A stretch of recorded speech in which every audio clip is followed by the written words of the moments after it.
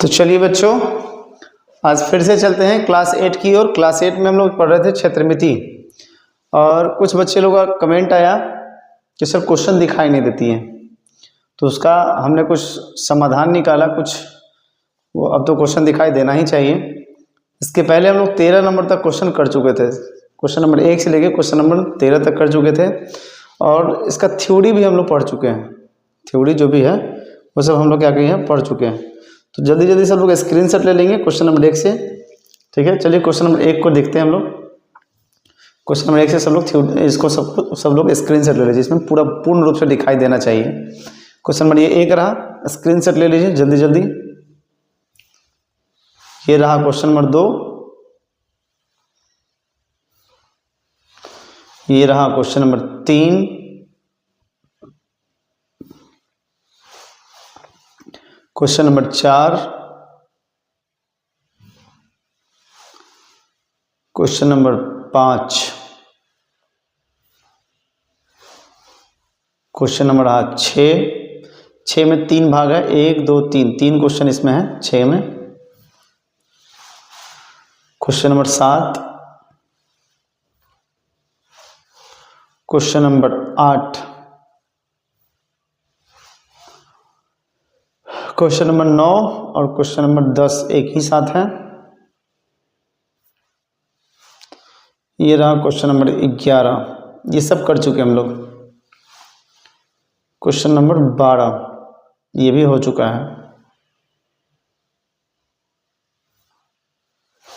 Question number 13 यहाँ तक हम लोग कर चुके हैं, और आज करने वाले हम लोग क्वेश्चन नंबर 14 से। चलिए तो आते हैं, समय को देखते हुए हम लोग करेंगे काम 14 नंबर क्वेश्चन की ओर। देखिए पहले क्वेश्चन पढ़िए, लिखा क्या है। लिखा क्या है कि एक समलंब का क्षेत्रफल लिखा हुआ है। एक समलंब का क्षेत्रफल कितना है, 91, कितना है, 91 सेंटीमीटर स्क्वायर, 91 सेंटीमीटर स्क्वायर दिया हुआ है, तथा इसकी ऊंचाई कितना है, 7 सेंटीमीटर, मतलब एच का मान 7 सेंटीमीटर दिया हुआ है। लिखा क्या है यहाँ समझिएगा, यदि समांतर भुजाओं में से एक भुजा दूसरे से 8 सेंटीमीटर लंबी है, मतलब एक भुजा की लंबाई जो है ना दूसरे भुजा से 8 सेंटीमीटर लंबी है। अगर मान लीजिए अगर ये 7 है तो दूसरा हो जाएगा हमारा 15, दूसरा क्या हो जाएगा 15, 8 सेंटीमीटर लंबा है। अगर ये 7 है तो ये हो जाएगा 15। क्यों, देखिए 7 + 8 करेंगे तब तो 15 आएगा ना। अगर मान लीजिए एक भुजा 5 है तो अगला भुजा हो जाएगा 13, 8 सेंटीमीटर लंबी है। मतलब ये बताना चाह रहा है कि अगर एक भुजा की लंबाई अगर x है तो अगला भुजा जाएगा x + 8। क्यों, देख लीजिए ऐसे समझिए। हमने बोला क्या कि दूसरे भुजा क्या लिखा, देखिए यदि समांतर भुजा में से एक भुजा दूसरे भुजा से कितना सेंटीमीटर लंबी, 8 सेंटीमीटर। मतलब अगर एक भुजा की लंबाई, मान लीजिए एक भुजा की लंबाई 6 है तो दूसरे भुजा की लंबाई कितना हो जाएगा, 6 + 8 मतलब हो जाएगा 14। कितना हो जाएगा, 14। मान लीजिए पहला का भुजा का मान आपका 10 है तो दूसरा भुजा का मान हो जाएगा 18, क्योंकि 10 + 8 करेंगे, 8 ज़्यादा है तो 18। ठीक है, समझ में आया। ये कहा है कि एक भुजा की लंबाई दूसरे भुजा की लंबाई से कितना ज़्यादा है, 8 सेंटीमीटर क्या है, ज़्यादा है, अधिक है। चलिए देखते हैं हम लोग आंसर की ओर। देखिए लिखा क्या है, समलंब का क्षेत्रफल दिया, वो तो बाद की बात है। ऊंचाई दिया हुआ है, ऊंचाई को हम लोग लिखते हैं h। क्या लिखते हैं, h का मान दिया है 7 सेंटीमीटर। ठीक है, समांतर भुजा में से लिखा है कि एक समांतर भुजा जो है दूसरे समांतर भुजा से कितना सेंटीमीटर, 8 सेंटीमीटर लंबा है। तो एक बात जान लीजिए, अगर मान लीजिए B1 का मान, किसका मान, B1, समांतर भुजा को B1 B2 बोलते हैं ना, तो अगर मान लीजिए B1 का मान अगर x सेंटीमीटर है तो B2 का मान हमारा हो जाएगा x + 8 सेंटीमीटर। ये हमारे माध्यम से नहीं, क्वेश्चन के माध्यम से कहा है कि एक भुजा की लंबाई दूसरे भुजा की लंबाई से कितना ज़्यादा है, 8 सेंटीमीटर ज़्यादा है। तो ऊंचाई हो गया 7, पहला का भुजा का मान हो गया x सेंटीमीटर, ये क्या के लिए हम लोग मान लिए हैं। दूसरे भुजा की लंबाई हो जाएगा x + 8, ये क्वेश्चन के अनुकूल हो जाएगा। ठीक है, चलिए तो कहा गया है कि दोनों समांतर भुजा की लंबाई ज्ञात करना है, मतलब जो समांतर भुजा उसका मान निकालना है। तो हमको दिया और क्या, सो देखिए समलंब का क्षेत्रफल लिखा है, समलंब का क्षेत्रफल लिखा है, कितना लिखा है, 91 सेंटीमीटर स्क्वायर।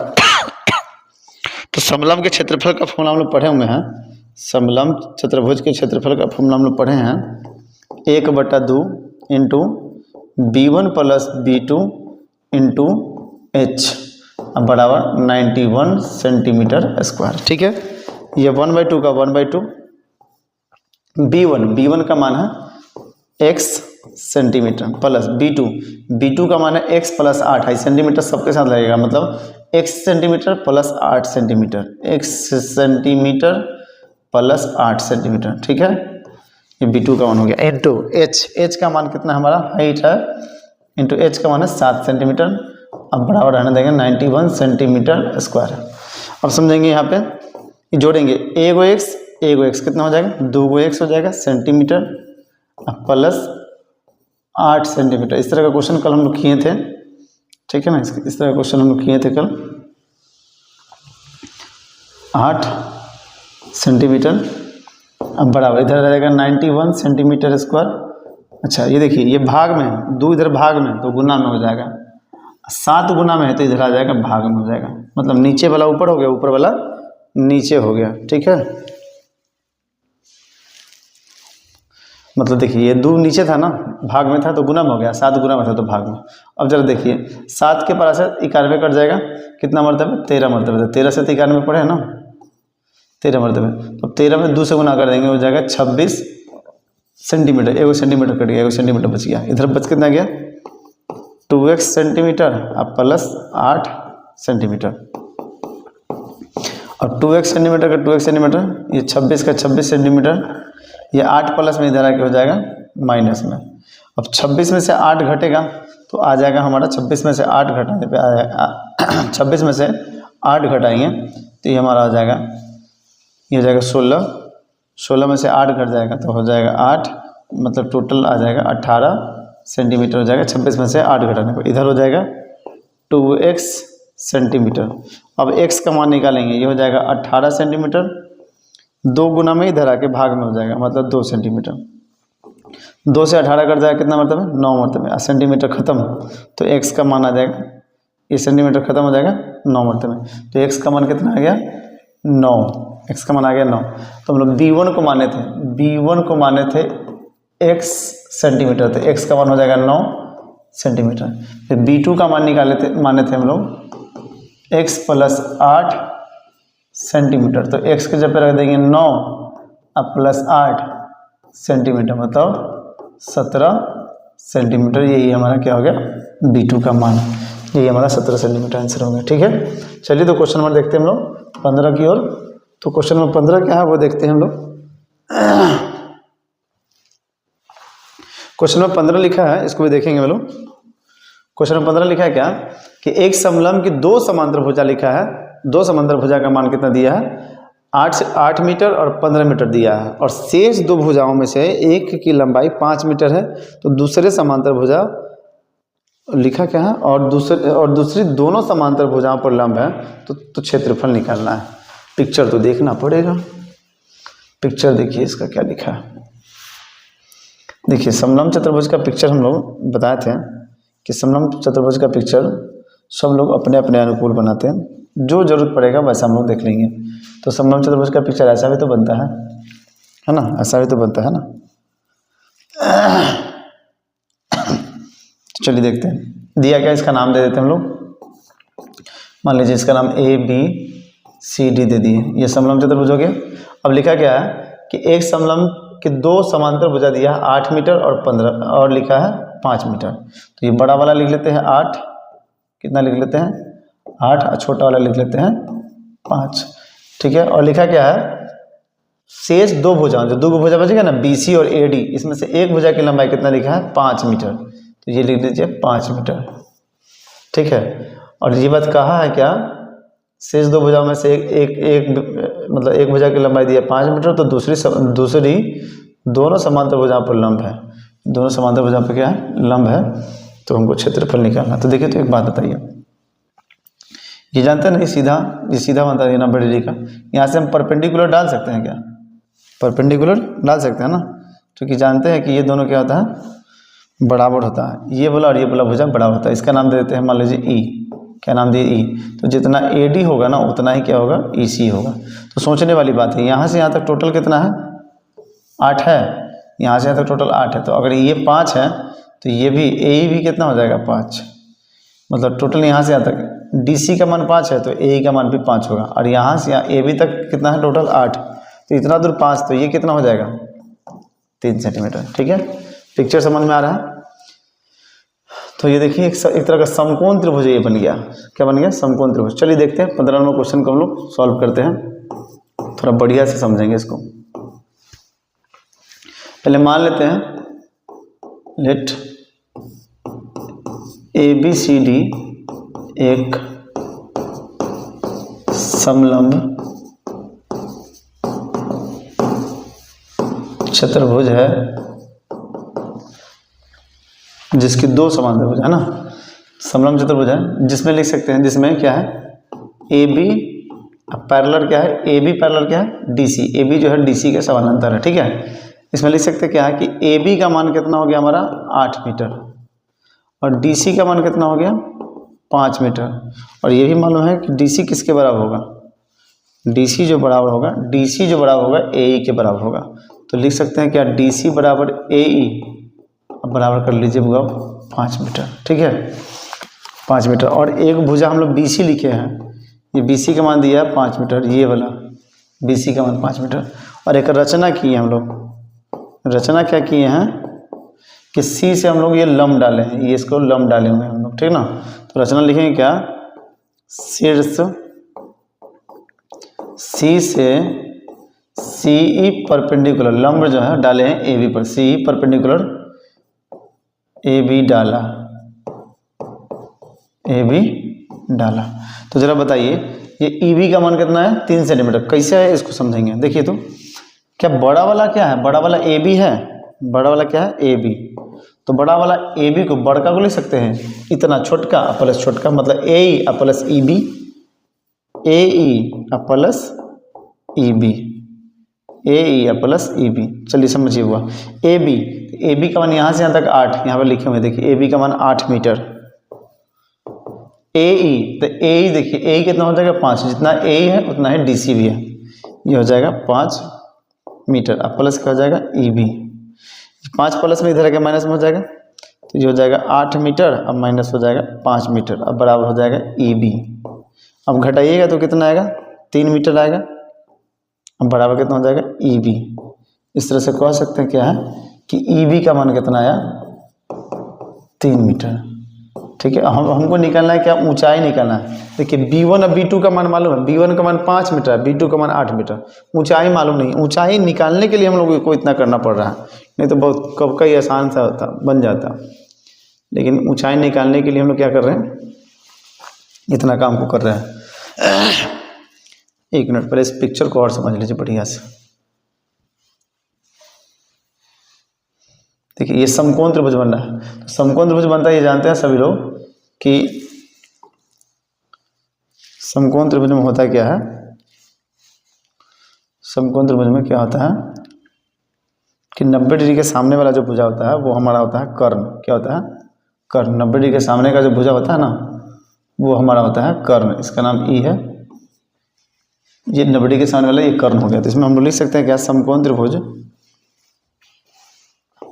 क्या लिखेंगे, समकोण त्रिभुज, इसका नाम देंगे CEB में, CEB में, CEB में। ठीक है, 90 डिग्री बनना है E पर, तो लिखेंगे कोण CEB बराबर 90 डिग्री।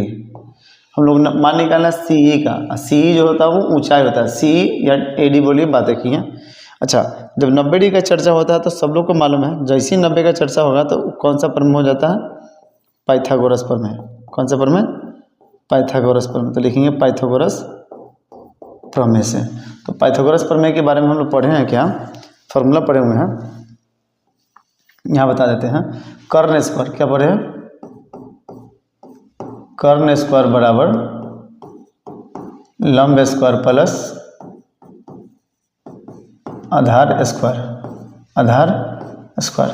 कर्ण, कर्ण का नाम इसमें BC हो जाएगा, क्या हो जाएगा BC स्क्वायर, लंब का नाम हो जाएगा CE स्क्वायर, आधार का नाम हो जाएगा EB स्क्वायर, ठीक है। BC का देखिए तो मान मालूम कितना मीटर, 5 मीटर, तो यहाँ रख देंगे 5 मीटर इसका होल स्क्वायर। CE का मान मालूम नहीं है तो CE 10 का 10। EB का मान कितना है, 3 मीटर, कितना है 3 मीटर इसका होल स्क्वायर।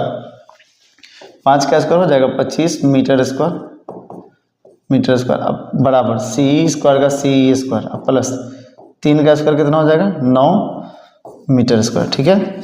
चलिए ये 9 प्लस में इधर आके हो जाएगा माइनस में, मतलब 25 मीटर स्क्वायर अब माइनस 9 मीटर स्क्वायर, अब बराबर हो जाएगा क्या CE, क्या हो जाएगा CE बोली या EC बोली, बातें की हैं बबुआ जी। अब घटाइए इसको, क्या आ जाएगा 16 मीटर स्क्वायर, अब बराबर हो जाएगा CE बोली चाहे EC बोली, है ना, CE बोली चाहे EC। अब क्या स्क्वायर हटेगा रूट चढ़ेगा, स्क्वायर हटेगा तो क्या चढ़ेगा रूट चढ़ेगा। चलिए देखते हैं और आगे।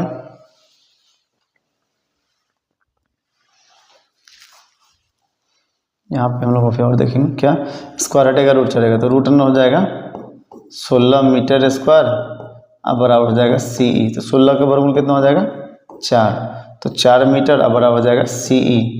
तो इस तरह से कह सकते हैं क्या कि जितना CE होगा ना, जितना CE होगा उतना ही AD होगा, मतलब AD का मान भी हो जाएगा 4 मीटर। बात समझ में? तो ये जो है ये हमारा ऊंचाई है। इस तरह से कह सकते हैं क्या कि H का मान हो जाएगा हमारा कितना 4 मीटर। अब B1 का मान सबको मालूम है, जो समांतर भुजा होता है, B1 का मान 5 मीटर, अब B2 का मान है 8 मीटर, ठीक है। अब निकालेंगे क्षेत्रफल, तो यहाँ चलिए यहाँ चलते हैं। इसके बाद पहले कैसे लिखना, देखिए यहाँ से ऐसे ये लिख लेना, फिर ये फिर ऐसे। अब चलिए इसका क्या निकालते हैं, क्षेत्रफल निकालते हैं। क्या निकालते हैं, क्षेत्रफल। तो लिखेंगे क्या, लिखा है समलंब का क्षेत्रफल ना, समलंब का क्षेत्रफल, ठीक है। फॉर्मूला है 1/2 इंटू है B1 प्लस B2 इंटू है H, तो 1/2 का 1/2, B1 का मान कितना है हमारा 5 मीटर, कितना है 5 मीटर, प्लस B2 का मान है 8 मीटर, इंटू H का मान है 4 मीटर, ठीक है। तो ये 1/2 का 1/2 गुना के जोड़िए, 5 और 8 13 हो जाएगा, तो 13 मीटर गुना 4 मीटर, ठीक है। 2 से 4 कट जाएगा 2 मरतबा, तो 13 दूना हो जाएगा 26 मीटर स्क्वायर। यही हमारा आंसर हुआ। चलिए तो देखते हैं अगला क्वेश्चन की ओर। अगला क्वेश्चन क्या है, क्वेश्चन नंबर 16। चलिए क्वेश्चन नंबर 16 को देखेंगे। ये हमारा NCERT बुक का क्वेश्चन है ये, ठीक है। NCERT बुक का क्वेश्चन है। क्वेश्चन देखते हैं हम लोग 16 नंबर की ओर। उसको बहुत बढ़िया से समझेंगे पिक्चर को, ठीक है। पिक्चर के अकॉर्डिंग हम लोग काम करेंगे। देखिए सबसे पहली बात, समलंब चतुर्भुज का पिक्चर सब लोग को मालूम होगा। समलंब चतुर्भुज का पिक्चर ऐसा भी बनता है, समलंब चतुर्भुज का पिक्चर इस तरह का भी बनता है। अब जैसा जरूरत पड़ेगा वैसे हम लोग देख लेंगे, ठीक ना। तो ये जो पिक्चर ठीक से देखिए, यही पिक्चर यहाँ पे बना हुआ है ना, यही पिक्चर तो यहाँ पे बना हुआ है ना, देखिए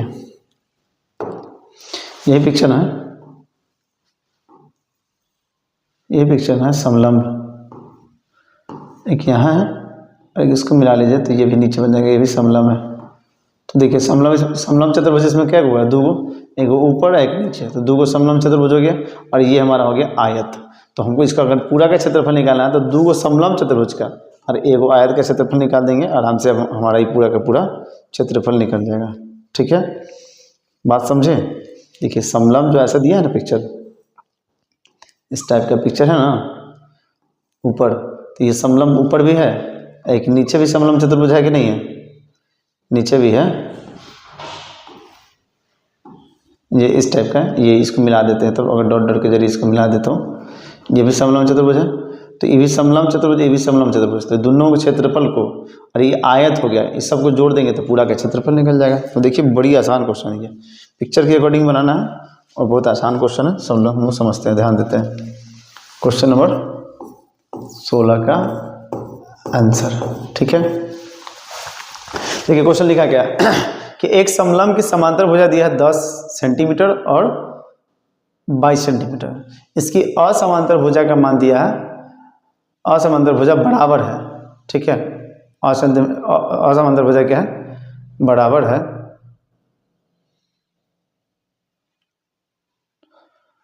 ये क्वेश्चन का ये पिक्चर, ये क्वेश्चन का ये पिक्चर नहीं है। ठीक है, ये क्वेश्चन का ये पिक्चर नहीं है, ये पिक्चर तो हम लोग का लगता है अगला क्वेश्चन का है ये। हाँ, ये अगला क्वेश्चन का पिक्चर है। तो ऐसा करते हैं, आज इतना ही रहने देते हैं, अगले दिन देखते हैं जरा से, इसको पहले सही करवा लेते हैं, फिर उसके बाद आज 2 ही क्वेश्चन रहने दीजिए, फिर मिलते हैं नेक्स्ट वीडियो में। तब तक के लिए गुड बाय, मस्त रहिए और पढ़ते रहिए।